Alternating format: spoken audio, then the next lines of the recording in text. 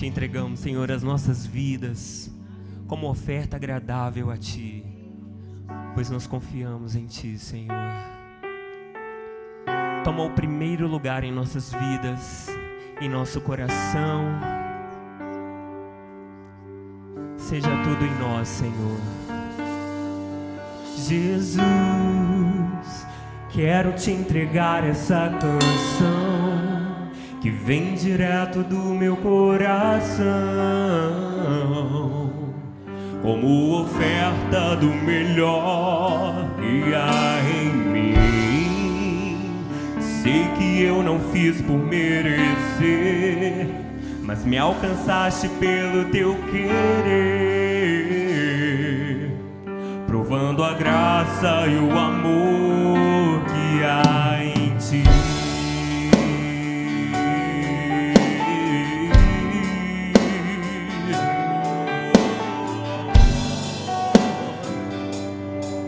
Declare mais uma vez: Jesus, Jesus, quero Te entregar essa canção. Te entrego sim, Vem direto do meu coração, como oferta do melhor que há em mim. Sei que eu não fiz por merecer, mas me alcançaste pelo Teu querer, provando a graça e o amor que há em Ti. Bendito seja o Teu nome, bendito seja o Teu nome, yeah. Bendito seja o Teu nome, por toda a terra. Jesus, toma o primeiro lugar. Minha vida eu entrego em Teu altar. O sacrifício aqui sou eu, vivo, santo e agradável, como queres totalmente. Aleluia, aleluia, aleluia, aleluia, aleluia, aleluia. Aleluia, aleluia, aleluia, aleluia, aleluia. Cante bem forte, aleluia, aleluia, aleluia, aleluia, aleluia, aleluia, aleluia.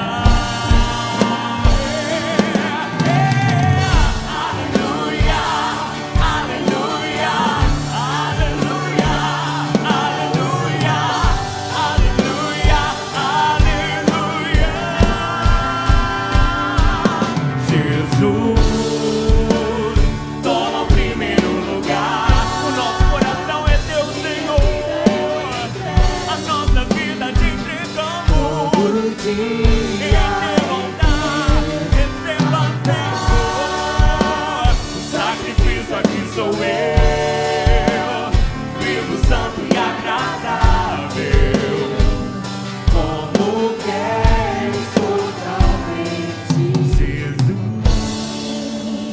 toma o primeiro lugar. A minha vida eu entrego todo dia em Teu altar. O sacrifício aqui sou eu, vivo, santo e agradável, como queres totalmente ter.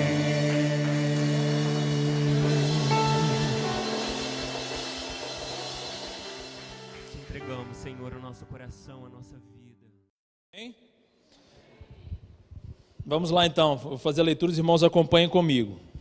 Gálatas 6, verso 1 diz assim: Irmãos, se alguém for surpreendido em alguma falta, vós que sois espirituais, corrigiu com espírito de brandura, e guarda-te para que não sejas também tentado. Levai as cargas uns dos outros, e assim cumprireis a lei de Cristo. Porque se alguém julga ser alguma coisa, não sendo nada, a si mesmo se engana. Mas prove cada um o seu labor, e então terá motivo de gloriar-se unicamente em si e não em outro, porque cada um levará o seu próprio fardo. Irmão, a carta aos Gálatas é escrita no seguinte contexto: Paulo está escrevendo para tratar um problema que acontecia na igreja, na região da Galácia, nas igrejas da Galácia, né? Provavelmente mais de uma igreja. E aí Paulo escreve uma carta porque estava acontecendo o seguinte lá: alguns judaizantes, ou seja, alguns judeus foram até essas igrejas, porque Paulo não estava lá presencialmente, foram até essas igrejas e começaram a ensinar que os gentios deveriam também obedecer à lei de Moisés. Esse é o problema. E como é que eles fazem isso? Eles tentam abalar a autoridade de Paulo. Eles questionam a autoridade de Paulo, questionam o chamado de Paulo, o apostolado dele, e aí então, depois que fragilizam Paulo, eles conseguem começar a ensinar para eles que, na verdade, esse negócio de evangelho não é só pela graça, não é só o que o Senhor Jesus fez, na verdade você precisa ser circuncidado também, você precisa cumprir a lei de Moisés, afinal Moisés é tão importante. É nesse contexto que Paulo então escreve essa carta, para tratar exatamente isso. Então, irmãos, eu quero deixar com vocês aqui alguns ensinamentos que eu acredito que sejam preciosos. Quando nós chegamos aqui no capítulo 6, nós já estamos diante da parte mais prática da carta, ok? Então já são as aplicações, digamos assim. Paulo tratou algumas coisas e agora ele está trazendo as aplicações. Eu quero deixar com você uma citação de um comentarista que eu achei muito interessante para trazer uma ilustração para nós nessa noite aqui, que diz o seguinte: Abraão, irmãos, não foi aceito por Deus por ter sido circuncidado. Veja a ordem: Abraão não foi aceito por Deus por ter sido circuncidado, mas foi circuncidado por ter sido aceito por Deus. Qual que é a ideia aqui desse autor? A ideia desse autor é dizer o seguinte: não é cumprindo a lei que eu alcanço alguma coisa. É o contrário, eu cumpro a lei porque um dia o Senhor me alcançou. É invertido.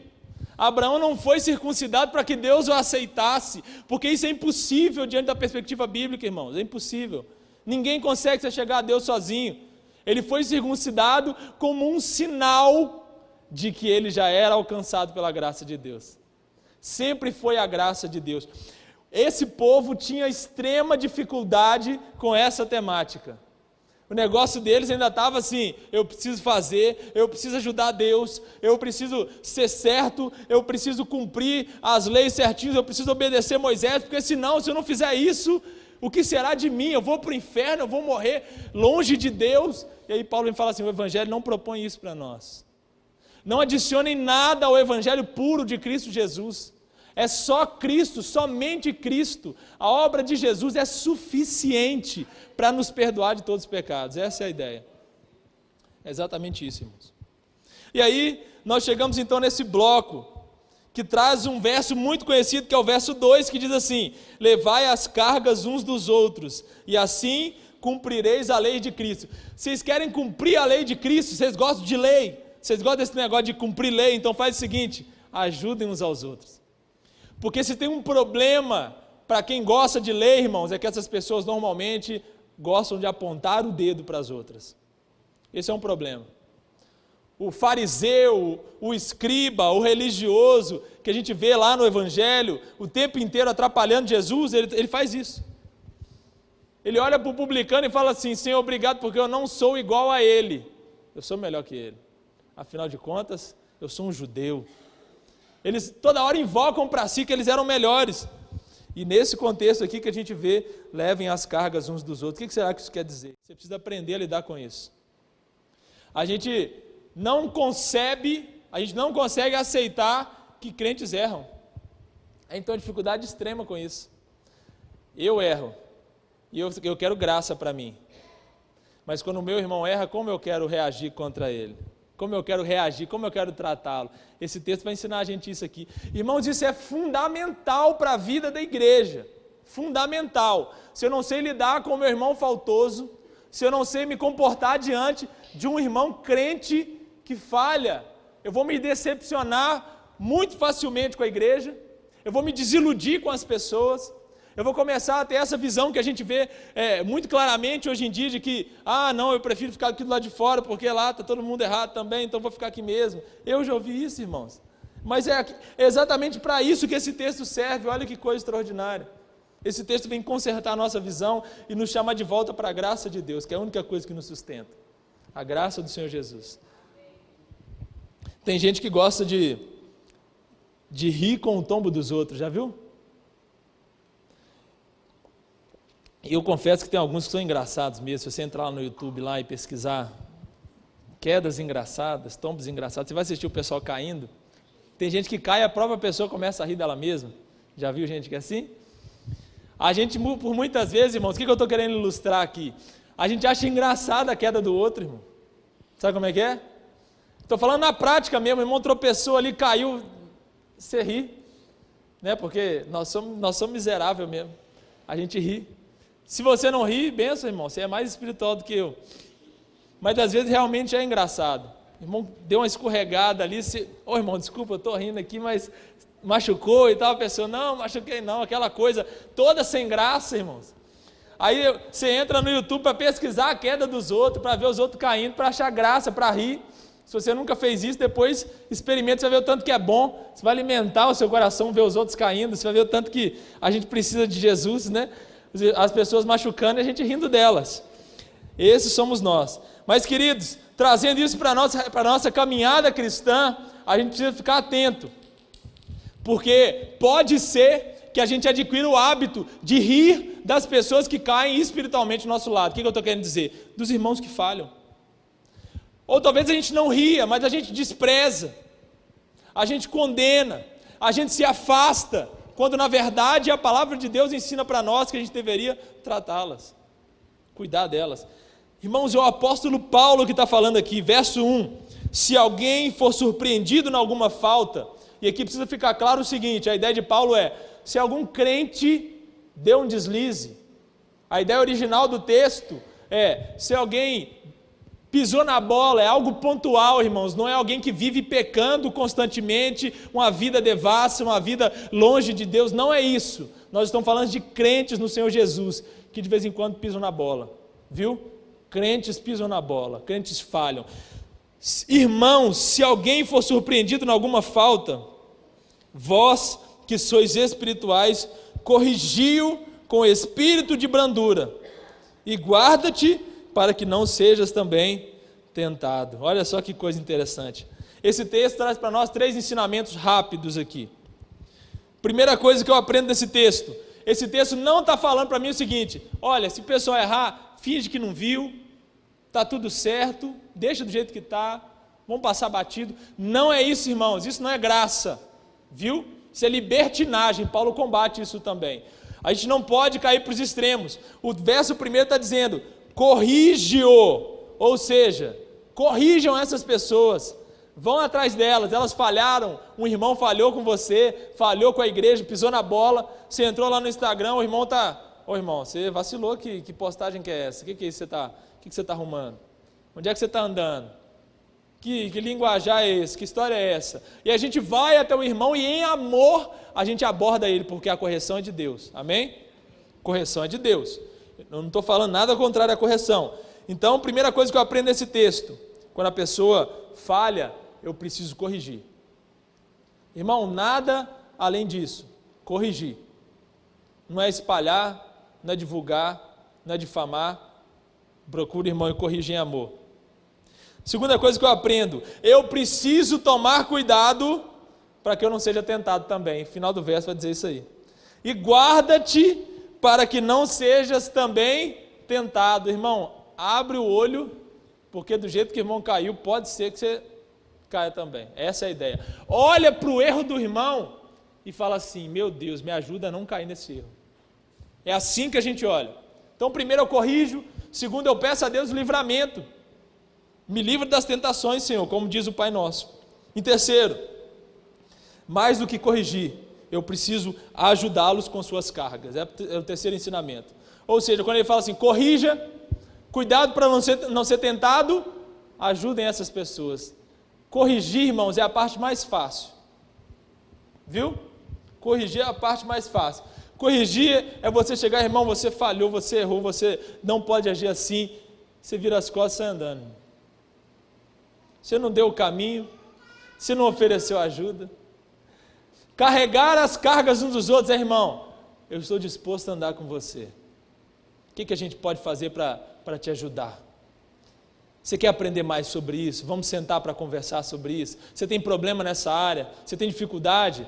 Irmãos, a gente gosta das pessoas prontas, eu já falei isso aqui. Sabe qual que é o melhor músico para entrar no ministério de louvor? O que já vem pronto. Porque ninguém quer ensinar uma pessoa a tocar bateria. A gente quer que ele chegue tocando, irmãos, porque é muito mais fácil. Mas aí está o segredo do discipulado. Jesus pega 12 homens totalmente confusos, rasos, que não tinham noção nenhuma do reino. E Jesus anda 3 anos e meio com esses homens, investindo neles. E eles dando portada na cara, Jesus investindo neles, cuidando deles, e Jesus abençoando eles, mostrando para eles, explicando as parábolas para eles. Irmãos, que privilégio, é isso que Jesus faz. Jesus não pega pessoas prontas, mas a gente gosta de pegar pessoas prontas, sabe por quê? Porque andar com os outros dá trabalho. Eu já tenho problema demais, é isso que a gente vai dizer, não é verdade? Eu já tenho problema demais, eu vou cuidar do problema dos outros, eu vou ajudar. Se eu contar para ele os meus problemas, ele vai querer me ajudar. Você não sabe com a minha vida. Irmão, não tem ninguém tão mal que não possa ajudar um pouquinho, viu? Eu não creio que exista alguém que esteja tão mal, crente, que tem o Espírito Santo de Deus, que não consiga ajudar um pouquinho. Eu não consigo acreditar nisso. Então são os 3 ensinamentos desse texto. Corrijam os faltosos, cuidem para não serem tentados. Mais do que corrigir, ajudem com as suas cargas, tá? 3 razões para isso, 3 porquês. Primeiro, porque essa é a lei de Cristo, ou seja, essa é a vontade de Jesus. Jesus quer que a gente faça isso, irmãos. Jesus quer que a gente corrija. A vontade de Jesus é essa, que a sua igreja se ame a tal ponto que uns cuidem dos outros. O próprio Senhor quer isso. Então, se você precisar de uma razão para carregar a carga do seu irmão, se lembra que isso agrada ao nosso Senhor Jesus Cristo. Jesus ficará satisfeito quando perceber que você está cuidando do corpo de Cristo. Quando você está cuidando dos seus irmãos e você entendeu esse chamado, essa é a vontade de Jesus para nós. Segundo porquê? Por que eu aprendo isso? Porque eu não sou bom. Esse é o outro ensinamento que a gente vê. Se alguém, verso 3, julga ser alguma coisa, não sendo nada, a si mesmo se engana. Querido, a gente precisa arrancar do nosso coração aquele problema lá do homem rico lá que encontrou Jesus. O problema daquele homem, irmãos, eu já falei isso aqui também, não era a quantidade de dinheiro que ele tinha, não era o apego que ele tinha às riquezas. Para mim, o maior problema dele era que ele se achava bom. Esse é o grande problema ali. Né? Às vezes a gente enfatiza a questão das riquezas, porque a questão da riqueza é uma consequência. Ele achava que o que ele fazia já estava bom. Senhor, eu observo a lei desde novinho, eu cumpro todos os mandamentos. Aí que está o problema daquele homem, porque ninguém é bom o suficiente para você chegar até Deus. Então, quando eu olho para o meu irmão, que falhou, queridos, que pecou, que deu um deslize, eu preciso olhar para ele e cuidar dele, sabe por quê? Porque eu sou igual a ele, esse é um porquê. Primeiro, porque é a lei de Cristo. Segundo, porque eu também não sou bom. Do mesmo jeito que ele caiu, eu posso cair. É isso que o Evangelho nos ensina, irmãos. Não tem ninguém, a gente precisa repetir isso até Jesus voltar, querido. A gente precisa cansar de falar sobre isso. Não existe ninguém que seja melhor do que qualquer outro aqui. A parte de Cristo estamos todos perdidos. E esse texto nos ensina isso. Não julgue que você é alguma coisa, sendo que sem Jesus você não é nada. Nós não somos nada. 3. Porque não sou melhor do que os outros. Já até falei isso aqui. Eu não devo me comparar a eles. Olha só o verso 4. Mas prove cada um o seu labor, e então terá motivo de gloriar-se unicamente em si e não em outro, porque cada um levará o seu próprio fardo. Porque a ideia que a gente tem é, eu olho para o meu irmão que caiu e eu me comparo com ele. Irmãos, isso não existe no reino de Deus. Você não se compara com ninguém. Porque essa comparação vai te levar para um juízo desonesto. Você sempre vai pender para o seu lado. Você sempre vai achar que você, no final das contas, merece um pouco mais. A gente julga a nossa própria causa. Não dá certo, irmãos. Esses são os 3 porquês. Então nós temos basicamente aqui 2 maneiras de reagir nessas situações. Explicados os 3 porquês, eu quero deixar para vocês 2 maneiras de reagir. Primeiro, a gente pode reagir com condenação. O irmão falhou, eu condeno ele. Qual que é o problema dessa questão? Eu me olho como superior a ele. Falou, meu irmão é inferior a mim, ele é mais pecador do que eu, ele merece menos. Esse é o tipo de reação dos fariseus.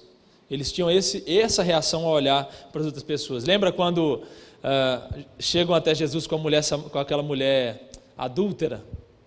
Eles chegam para Jesus e falam, Jesus, pegaram ela em adultério. E aí? A lei fala para apedrejar ela. Condenação, irmãos. De fato, a lei falava apedrejar. Mas engraçado, cadê o homem que adulterou com essa mulher? Onde é que estava esse homem?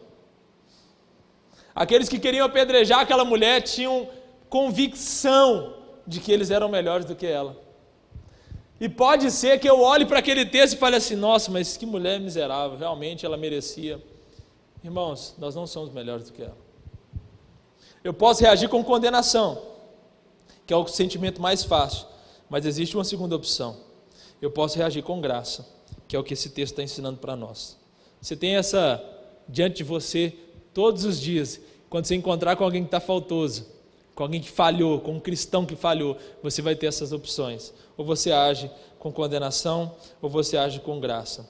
Existe um problema na má interpretação da graça, que é achar a disciplinar, que eu não devo tratar, que eu não devo corrigir, que eu não devo cuidar. Não é isso que esse texto está falando, como eu disse. A disciplina faz parte, nós cremos nisso, a nossa igreja crê na disciplina. A disciplina é uma bênção que Jesus deixou para nós, que a palavra deixou para nós, e a gente com amor disciplina aqueles que estão precisando de um ajuste, irmãos. Isso é bênção.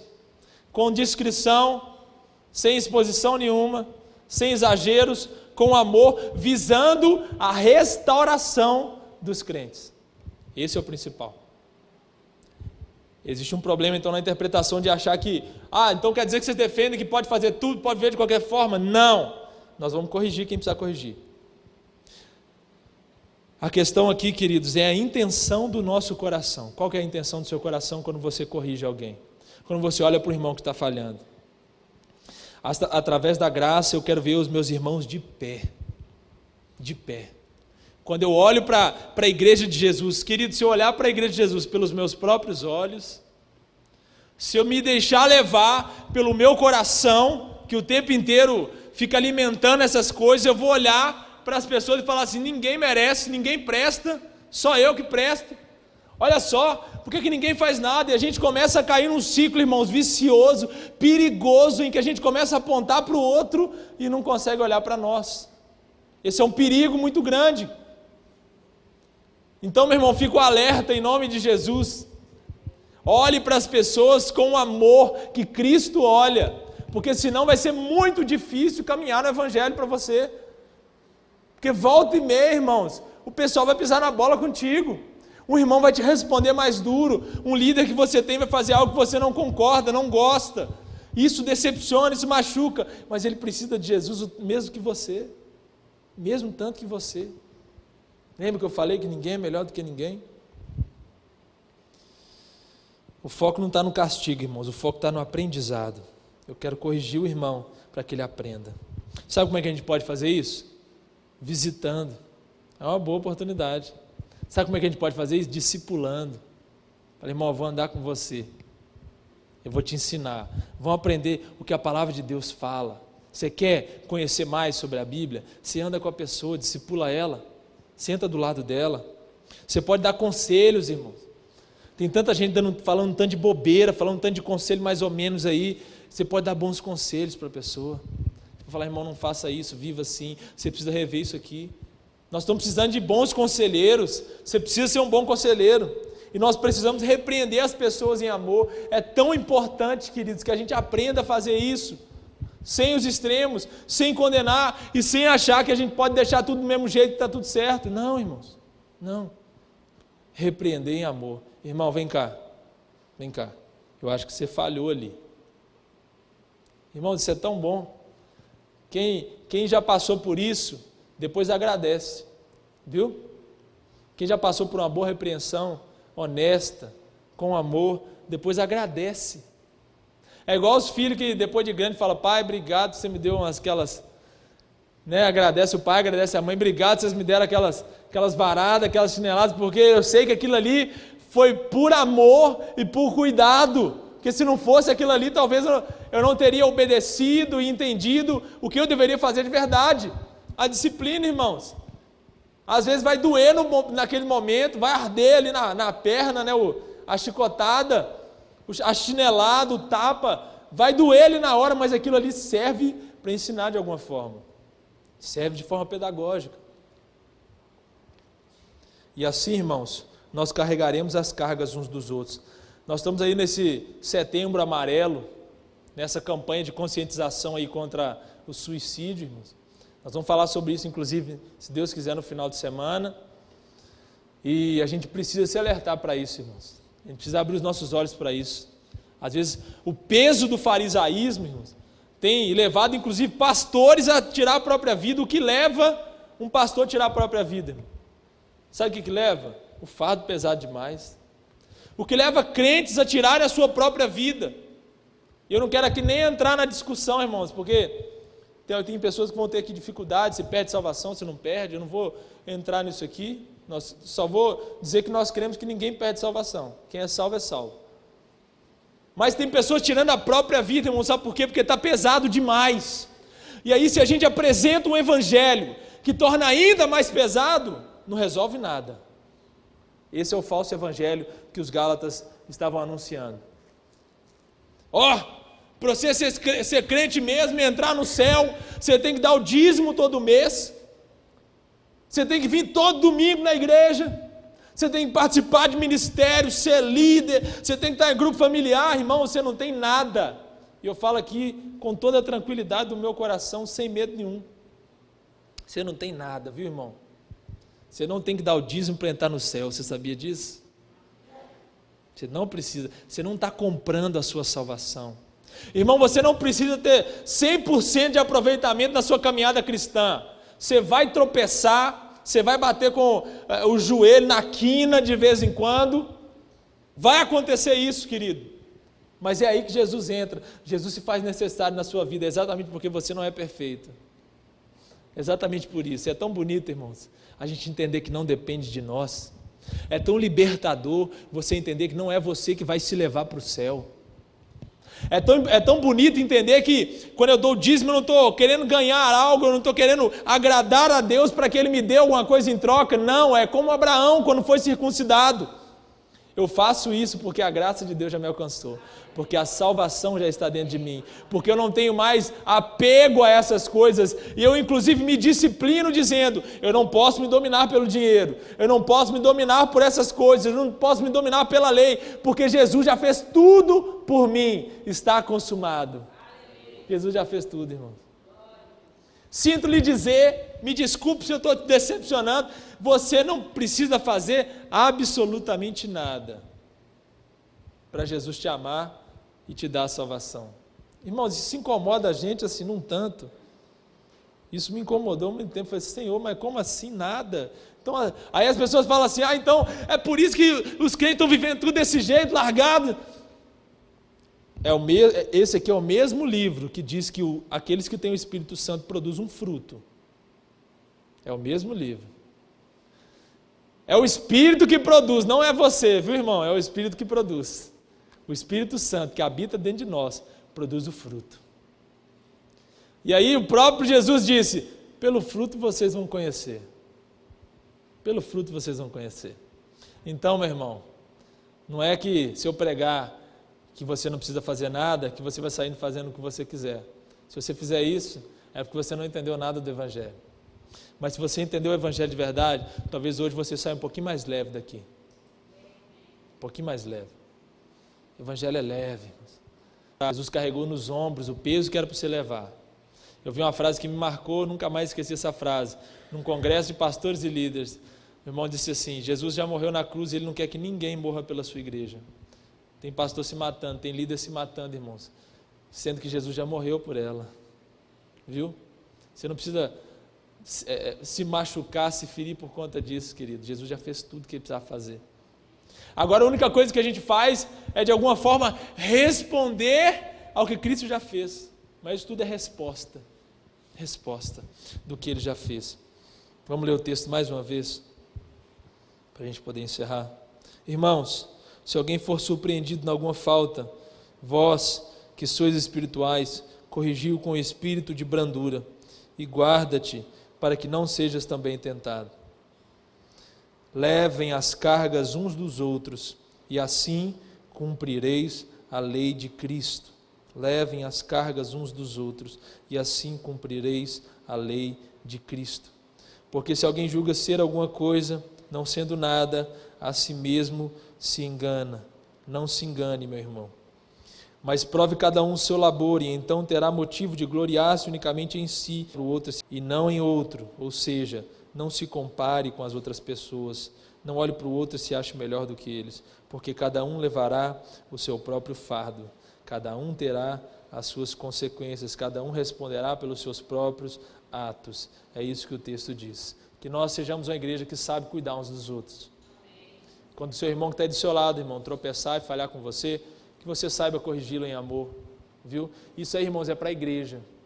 Quando Jesus fala lá em Mateus 18, ensinando a gente tratar com o irmão faltoso, isso é para a igreja, viu? Se você tiver algum problema com o seu irmão, resolve com ele, é bênção demais, vocês vão crescer juntos, viu? Perdoar é uma bênção, abrir o seu coração para o perdão é uma bênção. Que a gente cresça em maturidade, como está aí no nosso tema desse ano, que a gente cresça em maturidade também nos nossos relacionamentos, no tratamento uns com os outros, no perdão uns com os outros. E se tiver alguém perto de você, irmão, que anda contigo, que está pisando na bola, faz o seguinte, chama esse irmão para conversar, tomar um açaí, comer um pão de queijo, jantar na sua casa, troca uma ideia com ele, fala: irmão, eu te amo, viu? Eu quero o seu bem, nós somos parte do mesmo corpo, eu estou percebendo que você está precisando de uma ajuda, você quer que eu ande com você?